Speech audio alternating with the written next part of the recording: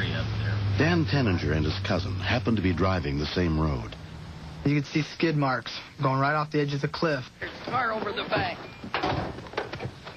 Like a lone one, I'm going down. It looked like someone's smoldering fire down there. You couldn't see nothing. But I didn't want to be a spectator and just watch it burn from the top of the cliff. Police, fire, and ambulance. Do you have an emergency? Yes, I do. There's a car went off a cliff here, up on Highway 58, up on the pass. I just stopped. It's on fire. Highway 58, do you know what milepost you're at? I'm not sure what mile. The cellular call initially came in to the Eugene EMS Center 55 miles away. Okay. Oh, man, those people are dead. Hang in there, Darcy. I had to cut her out of her seatbelt. You don't want to move a person with a back injury, but I can feel the heat of the flames on my back.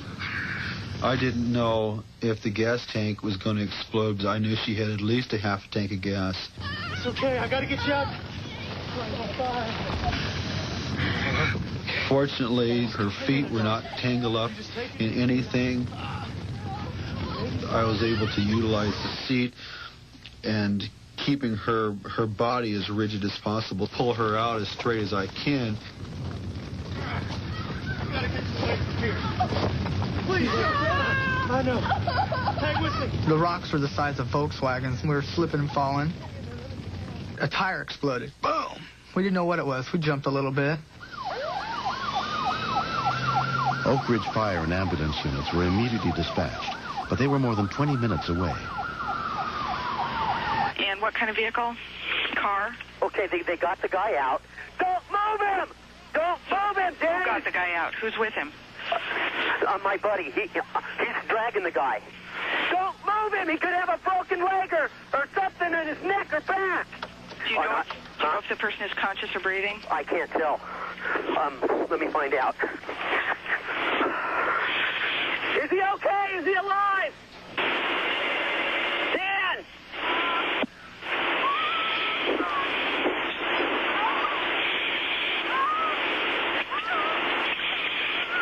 It's a girl. Patient is a female. Is she conscious? Yes, he's crying. We weren't but maybe 15, 20 feet away, and the flames had just engulfed the vehicle. The whole left side of her body had taken a beating.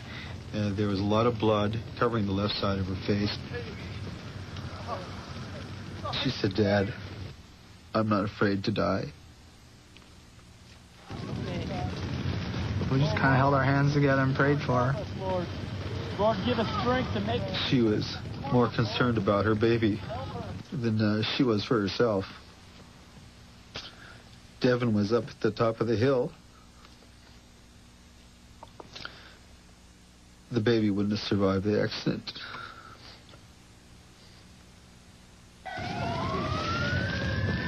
The temperature had dropped to about 20 degrees. She was going into hypothermia. And there was bags of clothes that had fallen out of her car. So we broke open the bags of clothes, started packing her in these clothes, trying to make her as comfortable as we could. EMT Mark Leverton was one of the first medics on the scene. I looked down the hill and said, "Oh my God, what are we going to do?" I didn't think anybody could live through something like that.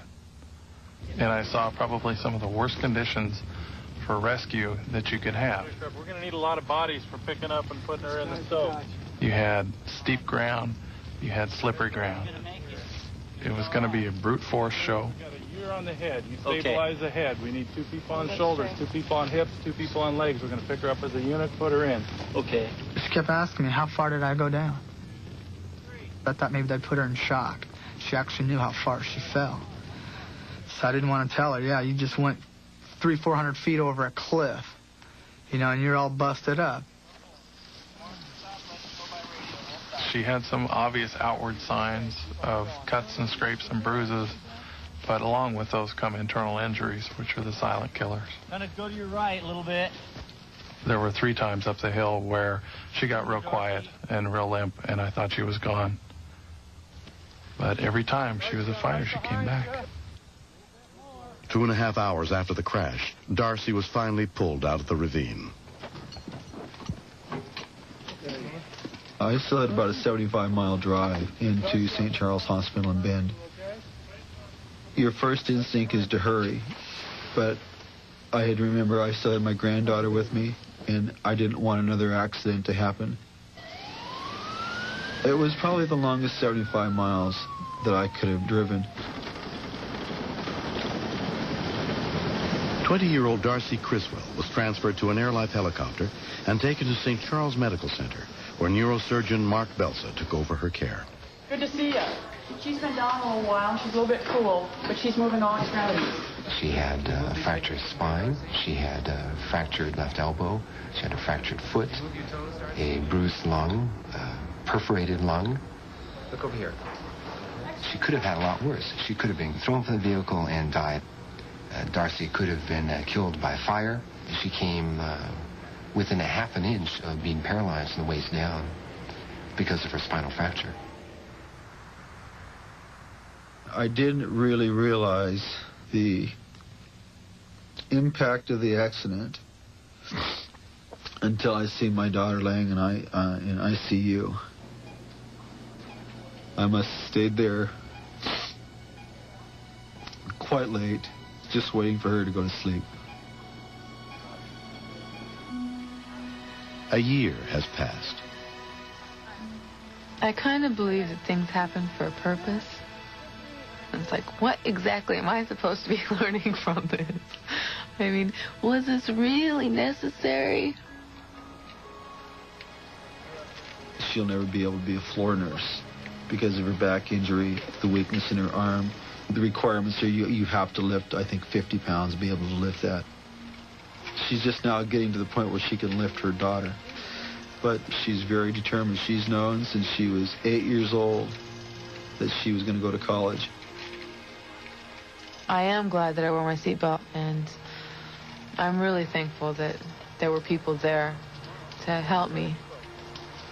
There was a state trooper down there. He actually let me wear his hat for a while. He said I earned it. I was sore for days. But it's always good to have a save. And this is one that I put in my top 5. My dad, to me, was a hero. I think as kids and teenagers, people don't appreciate their parents. They just kind of forget what all their parents do for them. And it made me really stop and think. Next.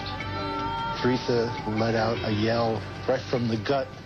At that point, there was no denying it. The baby was coming.